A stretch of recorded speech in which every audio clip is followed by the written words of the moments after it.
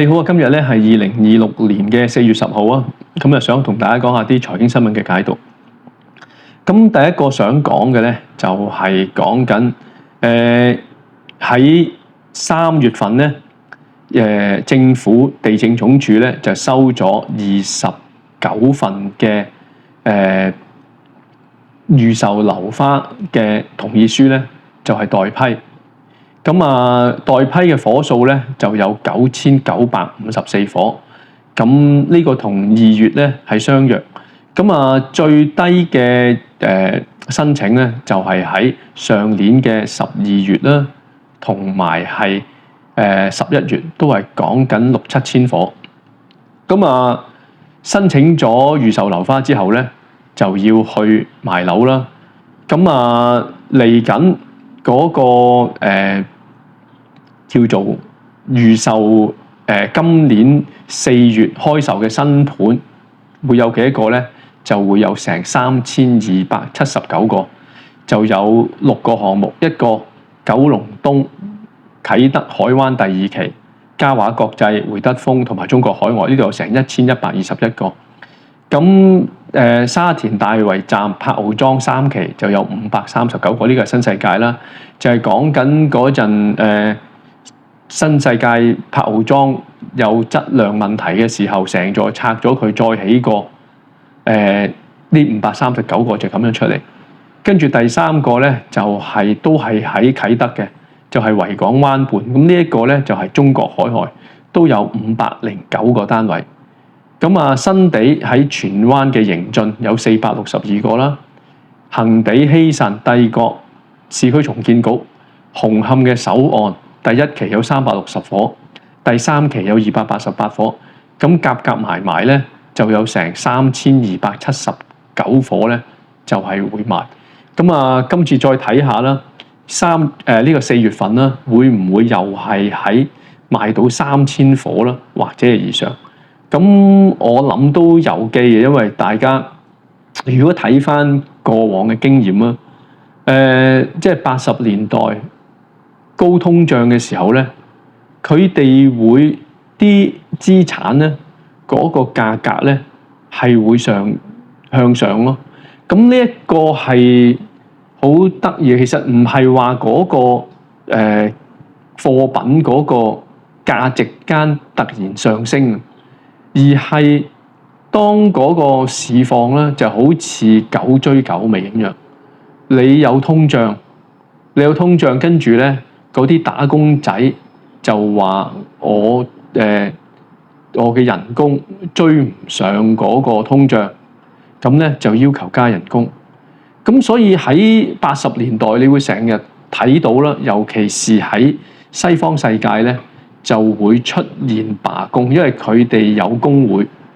咁最嚴重嘅時候就係講緊戴卓爾呢一個首相未上台之前咧，英國成日都講話罷工啊，呢轉又話教師，跟住又醫生、醫院，跟住又鐵路，咁啊不斷咁有唔同嘅公營事業啦，或者係工廠係叫做罷工。咁最主要嘅原因就係因為通脹得犀利，嗰份糧唔夠使啊嘛，唔夠使咁咪要求加人工啦。咁個情形都會係咁樣，就係加嘅人工咧係有加，但係未必追得到嗰個通脹咯。咁你加咗人工之後咧，嗰個物業價格咧又會因為咁樣咧，又係會上升。咁我就係睇得到個結果，但我睇唔到點解即係難揾食咗，但係嗰個資產價格咧會係跟住上升咯。咁呢個係即係80年代出現嘅事啦。咁我唔知現在咧會唔會再出現一個同樣嘅嘢。咁其實就講緊同一啲叫做美元嘅有相關係。咁呢一幅圖咧就講緊美金啦，喺各國嘅儲備貨幣。咁喺1970年代啦，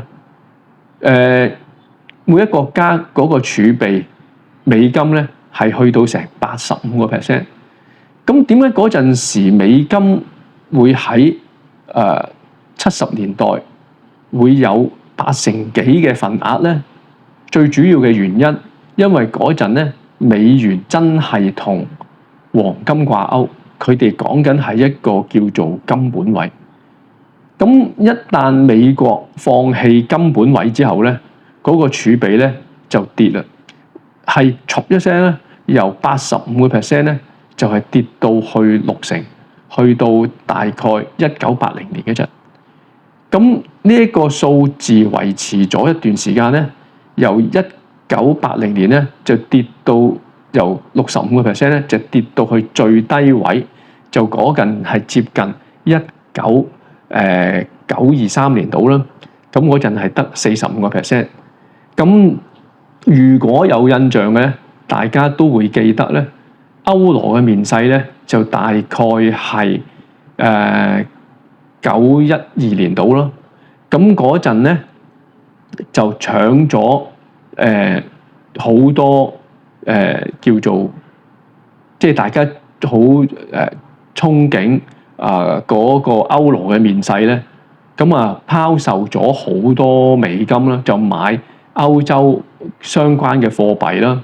咁啊去到92年咧，嗰陣差唔多係最低位。咁啊嗰陣亦經歷過一啲嘢啦，就係講緊蘇聯解體啦。咁蘇聯解體之後咧，跟住大家咧就由一個多元嘅世界咧，就變為單一嘅世界。即係話咧，美國喺90年代初咧，佢嗰個國力啦，同埋係成個世界嘅話語權咧，係喺一個最高峰。我諗應該係喺90年代初，即係大家都唔會質疑美國啦，即係佢可以作為一個世界警察咧。我諗90年代咧，我諗唔會質疑。咁幾樣嘢啦，因為蘇聯又解咗體啦，因為嗰陣喺即係美國嗰個文化裏面咧，妖魔化到佢哋嘅敵人，妖魔化得好犀利，即係鐵幕嘅國家蘇聯啦，成個蘇聯嘅共產嘅陣營啦，妖魔化得好緊要。一個就北韓啦，一個就啲東歐集團啦，中國啦、古巴啦，呢啲都係佢哋咧就抹黑得好犀利。咁清除咗蘇聯啦，跟住咧中國改革開放，容許好多美國嘅資金喺或者係美國嘅技術喺或者歐美嘅技術喺中國開廠，引入佢嘅資金，咁好和諧嘅。即係睇返轉頭，你覺得90年代點解係咁樣咧？你會覺得外國俾到訂單中國，令到中國嗰個人民改善。跟住做個貿易越做越大，亦都釋放咗中國10幾億人嘅勞動力。咁你會覺得香港可以做到嗰個橋梁啊，可以做代理啊，去做一個買辦啊，外國人去中國嘅買辦啊，做到咁嘅橋梁。香港有國際法啊，香港有港口啊，咁會令到咧。嗰陣時90年代，哇，覺得冇問題啊！但係成個轉捩點係喺邊度咧？又係講返去到差唔多係金融海嘯之後咯。金融海嘯之後咧，咁其實嗰個世界，我諗嗰個經濟可能已經係去到實體經濟啊，可能係去到一個最大嘅程度係有增長嘅，但係我諗即係嗰陣時大家各自都揾到食啦。咁但係後尾中國越嚟越厲害啦，咁尤其是美國啦，係受到威脅。咁所以美國同中國嗰個開始就零幾年開始咧，應該係一幾年開始啦。美國對中國嗰個態度咧係兩樣，尤其是係鬆啲年前啦。中國係話搞一帶一路啦，咁美國覺得中國係另起爐灶啦，咁所以嗰個關係差咗咁多嘅時候咧，就係有一連串嘅事件啦，即係包括香港嘅叫做有咁多嘅黑暴事件又好，社運事件又好，有咁多政治運動咧，都係嗰陣時出嚟，即係之前都冇咁唔和諧，但係去到要去美國要同中國去做啲嘢嘅時候咧，咁一個最開放嘅地方咧，咁一定係攻你先咯。咁呢個香港無可厚非啦。咁因為你係走得最前啦，咁你就要去真係要揀邊站，你站喺美國嗰度啊，定係站喺中國嗰度啊？咁你站錯邊嘅，咪出事咯。所以有咁多人點解要遠走高飛？咁但係其實佢點解咁多人會選擇係錯誤？個問題就係話一個地方近得咁緊要，佢只要派軍隊落嚟，成件事就搞掂。咁係，如果一派軍隊落嚟香港，咁我諗香港咧已經係接近玩完。但係如果佢唔係咁做嘅時候咧，佢亦都冇辦法維持得到一個國家嗰個叫做存在咯。因為你唔知搞啲外國勢力搞掂咗香港之後，內地會係點樣？因為好似癌細胞咁樣啦，香港係掂嘅時候，內地有幾個城市同時間出現問題嘅時候咧，嗰個政權受影響咧，呢個係所有當權嘅人咧係叫做最需要顧及嘅一樣嘢咯。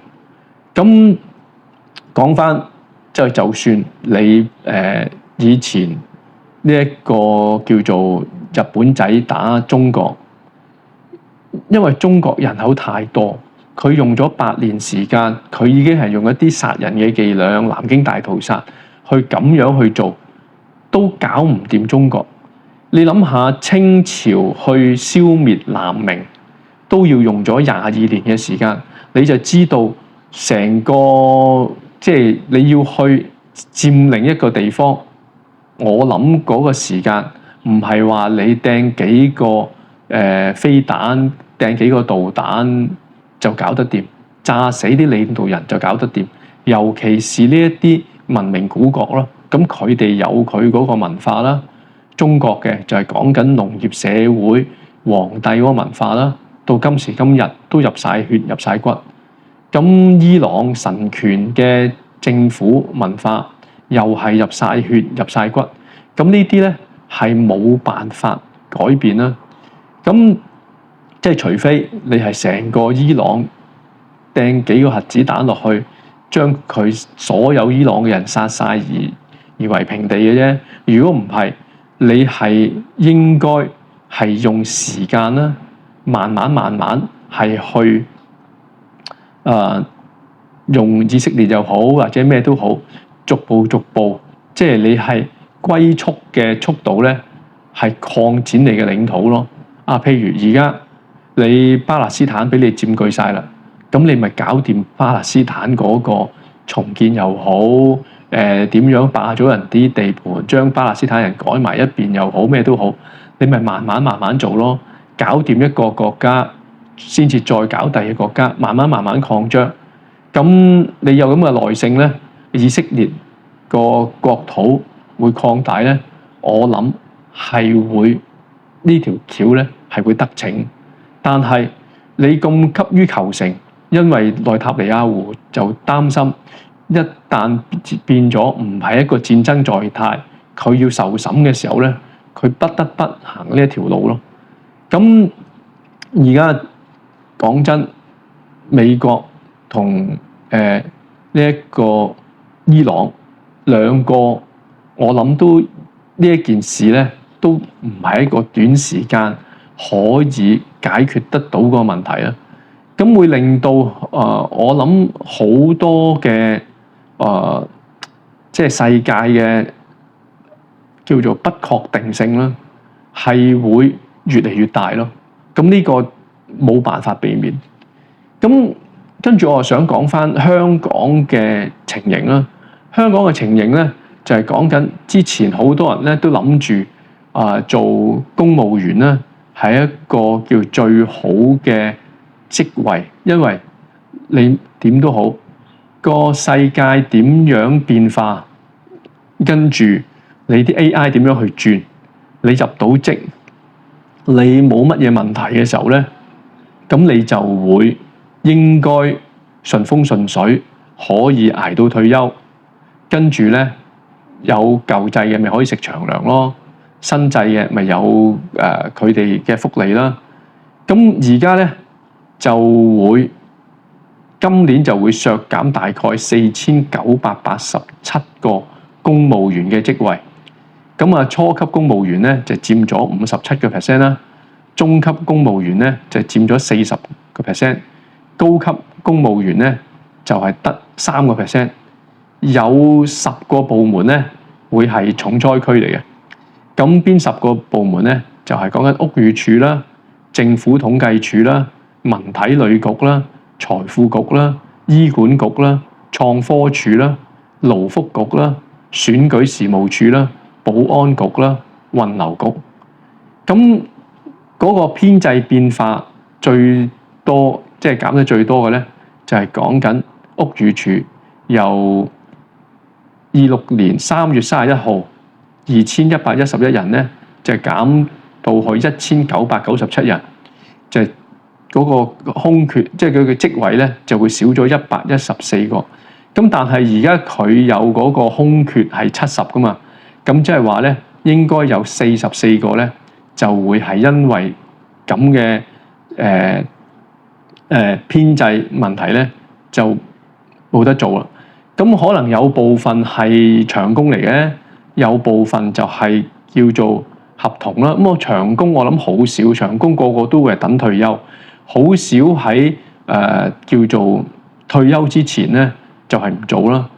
咁嗰啲合約員工咧，我諗好多大機會咧都唔會被續約，因為自己識有個波友啦，打網球嘅。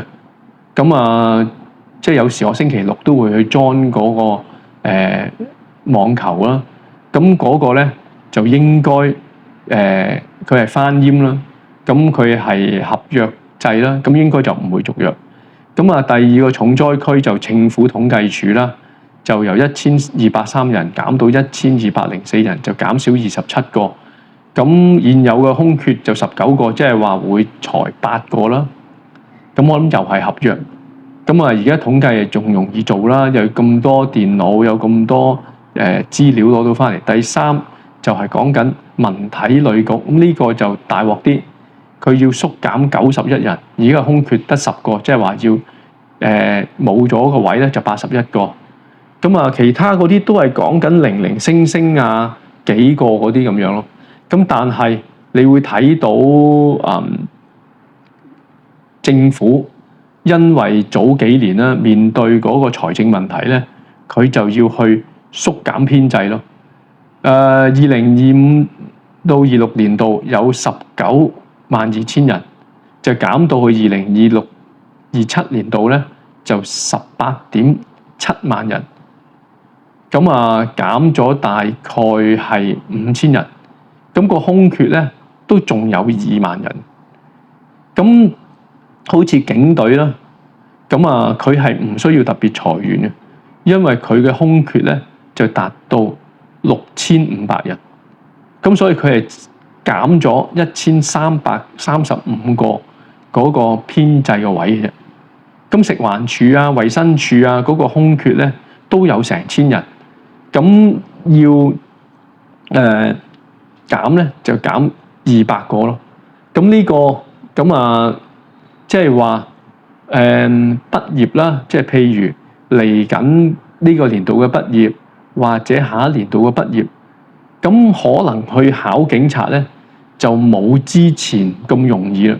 之前因為個空缺多啦，因為你個編制大啊嘛，冇減少啊嘛，嗰個空缺多嘅時候咧，就會容許有部分考紀律部隊嘅人咧，有啲體能做唔到嘅咧，都俾佢可以入學堂，即係可能啲引體上升做唔夠啊，啲可能反應跑做唔夠啊，唔達標咧，都俾佢照去叫做俾佢照去入學堂。咁呢個就係早2年嘅事，我諗嚟緊可能會收緊，因為點解咧？你睇翻啦，因為呢1-2年嗰個 AI 嘅出現啦，令到好多初級嘅職位咧係消失咗。咁初級職位消失咗嘅時候咧，因為你睇到嗰啲研究啦，即係唔係研究同埋嗰啲叫做訪問啦，問嗰啲企業咧。而家都唔係咁請一啲初級嘅人，咁即係話有部分嘅畢業生咧，唔係咁容易揾到嘢做。咁呢一個咧就會有影響。咁啊揾唔到嘢做，咁政府又請人，個人工又比普通嘅市場係高嘅時候，入咗去又穩定，咁會令到嗰個競爭咧就會係多啦。因為嗰個競爭唔係淨係你啱啱畢業嗰啲啦，仲有係可能畢咗業1年啊2-3年畢業嗰啲，喺私人職場裏面仕途又唔係咁好啊，有咁多競爭嘅時候，都有機會去選擇去做政府工咯。咁呢個就係講緊即係。而家個世界係比以前咧嗰個不確定性啊，我諗係大得好緊要，即係對啲年輕人咧係有另類嘅壓力咯。咁呢一個另類嘅壓力，我諗兩睇啦。咁睇下你嗰個家庭啦。咁家庭叫做富裕嘅好嘅，咁嗰個壓力就嚟自嗰個自己嗰個後生仔本身啦，即係個個後生仔，我唔敢講個個啊，即係以前咧，大部分嘅後生仔都希望唔係做一個庸碌嘅人咁樣，個個都希望會係創一番事業。咁現在咁嘅世界唔係咁容易啦。咁但係又睇翻有部分嘅家庭咧，尤其是啲中產或者係有資產嗰啲人咧，咁佢嗰個經濟條件又好，咁佢又唔需要你話佢揾唔揾到食，又唔係指意佢養家。咁有部分啲二代啦，咁直情係我見好多二代咧係唔需要翻工啊，唔需要做嘢啊。即係每日係做係吃喝玩樂咯，咁亦都有唔少香港就係呈現呢啲咁嘅兩極化咯。咁呢個就係我只可以講到嗰個現象啦。咁就係講緊生存嘅問題，即係佢哋係冇嗰個生存壓力，而嘅壓力就係話係嚟自自己啦，係唔係想去出人頭地啦，或者喺個職場裏面咧有啲咩表現咯。今日想講嘅咧就係咁多啦，有咩可以留言大家傾一傾嘅，拜拜。